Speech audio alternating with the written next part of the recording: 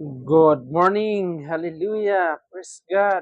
No? Tinitest lang po natin yung bagong bili natin na microphone upang po para po sa susunod na time ng schedule ng pagbablog po natin. I mean yung pag-share po natin ng salita ng Panginoon, no? Maging clear na po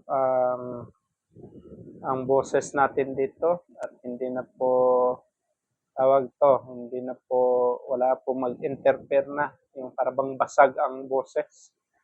So ito, siguro hindi na maririnig yung tunog ng ulan kung nag-aulan at saka yung mga tunog-tunog ng electric fan, no?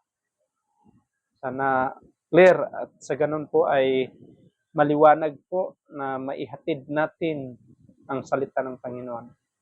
Tayo po ay nagpasasalamat sa teknolohiya na hatid po, no, na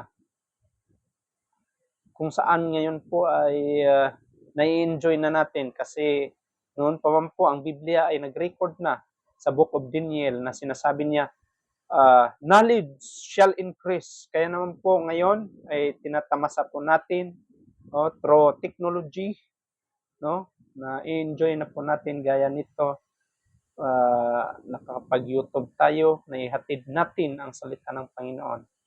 Naway i-pray natin, I declare in the name of Jesus, naway itong bagamat ito ay hindi man ito sabi na yung maglalast talaga ang gamit, at least kahit papaano, no, tatagal ito at magagamit natin sa pang-araw-araw natin na pag-aaral ng salita ng Diyos. Mga kapatid, no, maraming nagpapasalamat tayo sa Panginoon at may magagamit na po tayo na gaya nito ng microphone. Purihin po ang Ama, purihin po ang Diyos na dakila sa lahat. Amen.